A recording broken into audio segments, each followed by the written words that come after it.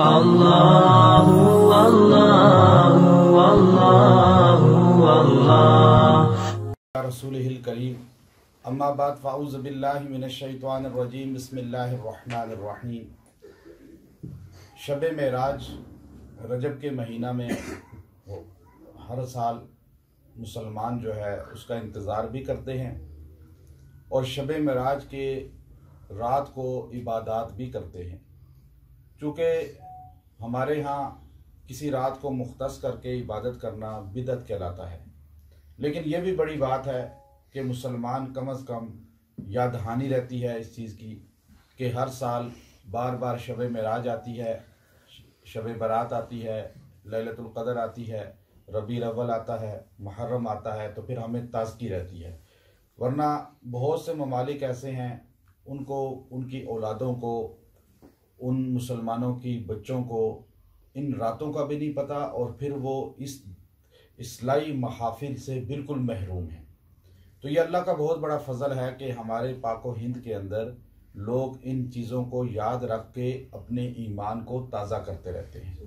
صرف اس نسبت کی وجہ سے اگر آپ ان راتوں کو عبادت کا مرکز بنائیں تو پھر اس میں کوئی قباحت نہیں ہے، لیکن سنت کی پابندی کی جائے۔ تو ایک عمل میں آپ کو ایسا بتاؤں گا، جو عمل اگر آپ شب معراج کی رات کو یا شب معراج سے پہلے جو شب جمعہ آئے اس جمعہ کی رات کو آپ کر لیں تو انشاءاللہ پورا سال اللہ رب العزت آپ پہ رزق کی فراوانی کرے گا اور نماز کی پابندی کی توفیق عطا فرمائے گا۔ وہ بہترین چیز ہے۔ اب یاد رکھیے، شب معراج میں جو سب سے بہترین تحفہ اللہ نے اس امت کو عطا کیا وہ کون سا ہے؟ نماز۔ ساروں کو پتہ ہے؟ اب نماز جو ہے یہ دین کا ستون ہے۔ نماز دین کے اندر ایسے ہے جیسے انسانی جسم کے اندر سر ہوتا ہے۔ آپ کو بغیر ہاتھ کے لوگ ملیں گے، بغیر جو ہے آنکھوں کے آپ کو نظر آئیں گے، کانوں سے محروم آپ کو لوگ نظر آئیں گے، ٹانگوں سے محروم نظر آئیں گے، لیکن اس دنیا کے اندر آپ کو کوئی انسان بھی ایسا نظر نہیں آئے گا جو بغیر سر کے آپ کو چلتا ہوا زمین پہ۔ کیوں نہیں نظر آتا؟ کہ سر کے بغیر انسان زندہ نہیں رہتا۔ نماز کے بغیر دین کے اندر انسان کی کوئی دینداری نہیں ہے۔ نماز اتنی اہم چیز ہے کہ نبی صلی اللہ علیہ وسلم کے زمانہ میں جو کھلم کھلا منافق ہوتا تھا، منافق کس کو کہتے ہیں؟ جو جہنم میں کافروں سے بھی نیچے عذاب میں ہوگا۔ منافق جہنم میں کافر سے بھی نیچے عذاب میں۔ وہ جو علانیہ منافق ہے، مدینہ میں ایک پہاڑی ہے جسے جبل حمار کہا جاتا ہے۔ ایک جبل احد کو تو آپ جانتے ہیں، جبل احد اس طرف ہے، ادھر جبل حمار ایک پہاڑی ہے۔ اس پہاڑی کو اللہ کے نبی علیہ السلام نے فرمایا یہ محمد صلی اللہ علیہ وسلم سے نفرت کرتی ہے اور محمد اس سے نفرت کرتے ہیں۔ وہ پہاڑی بھی حضور کا بغض رکھتی تھی۔ کیوں؟ کہ اس پہاڑی پہ بیٹھ کے منافق حضور اور صحابہ کے خلاف تدابیر کرتے تھے۔ اب منافق اللہ کا نافرمان جس جگہ بیٹھے گا وہ جگہ بھی اللہ اور اللہ کے رسول کو بری لگے گی۔ آپ خود سوچئے، حضور نے کہا یہ پہاڑی دوزخ میں داخل کی جائے گی۔ کسی پہاڑ کے بارے میں اللہ کے رسول نے نہیں کہا یہ دوزخ میں داخل کیا جائے گا، صرف ایک پہاڑی کے بارے میں کہا جو مدینہ میں آج بھی موجود ہے سائڈ پہ۔ اس کی اگر آپ شکل دیکھیں تو گدھے کی طرح ہے، ایسے یوں جیسے گدھا بیٹھا ہوتا ہے۔ منافق وہاں بیٹھ کے صحابہ کو نقصان دینے کے، نبی کو نقصان دینے کی تدابیر کرتے تھے۔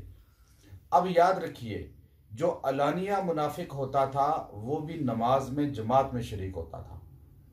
یہ عالم تھا۔ ایک بوڑھا صحابی آیا، نابینا تھے، بالکل 70-75 سال عمر تھی۔ میں نے ان کا گھر بھی دیکھا، اب تو ختم ہو گئی وہ آثار، لیکن ان کا گھر کہاں تھا میں نے ایک دن تلاش کیا مدینے میں تاکہ پتہ چلے کتنے دور سے ان کو چلنا تھا جو انہوں نے حضور سے رخصت مانگی تھی۔ حضور سے آ کر کہا یا رسول اللہ، لاٹھی ٹیکتے ہوئے آئے، یوں بیٹھ گئے، میں بوڑھا ہوں، آنکھوں سے محروم ہوں، میں نوکر بھی نہیں رکھتا، میرے اولاد بھی نہیں ہے اور میرے کوئی لانے لے جانے والا نہیں ہے، فجر میں مجھے رخصت دے دے میں نہ آؤں مسجد۔ مدینے میں رستے میں یہودی بستے ہیں، نقصان دے دے کوئی مجھے۔ اندھیرا بھی ہے، تو اللہ کے رسول نے کہا رخصت ہے۔ جب وہ واپس جانے لگے تو آپ نے اس کو بلایا، دیکھو بلا کر فرمایا کہ تمہیں اذان پہنچتی ہے آواز؟ اس نے کہا یا رسول اللہ آواز تو پہنچتی ہے اذان کی، مؤذن کی۔ آپ نے فرمایا تمہیں جائز نہیں ہے کہ تم گھر میں نماز پڑھو۔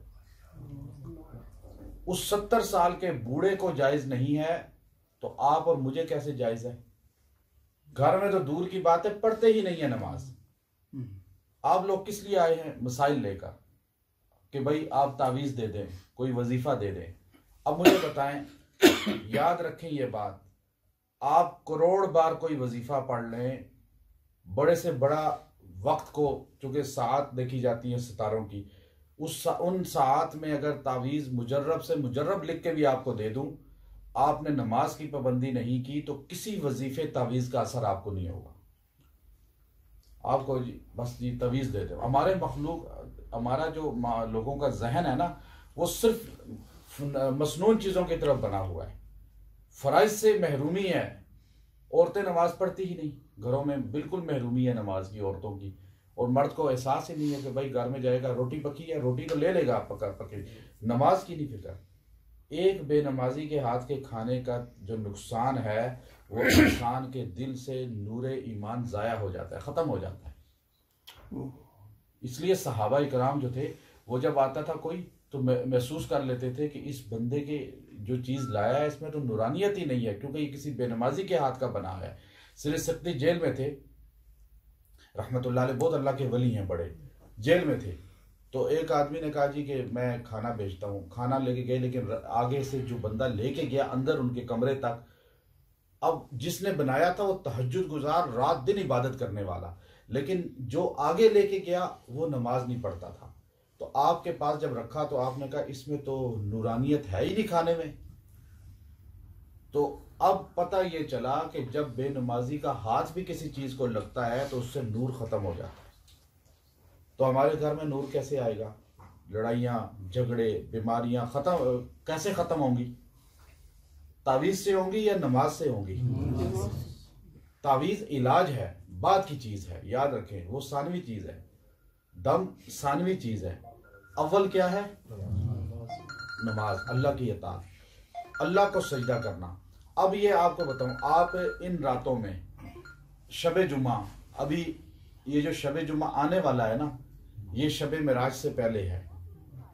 اچھا، اس شب جمعہ میں آپ نے شب جمعہ میں اور شب معراج کی رات میں بھی، یہ 2 راتیں آپ اپنا یہ عمل کر لیں، انشاءاللہ پورا سال اللہ تبارک و تعالی آپ پہ رزق کی وسعت کریں گے، اطاعت کی، نماز کی توفیق عطا فرمائیں گے۔ وہ مختصر عمل کیا ہے آپ دیکھیے، 2 رکعت نفل صلاۃ حاجت پڑھیں، 2 رکعت نفل صلاۃ حاجت پڑھیں، اور شب جمعہ میں عشاء کے بعد کسی وقت بھی، رات کو کسی وقت بھی پڑھ لیں۔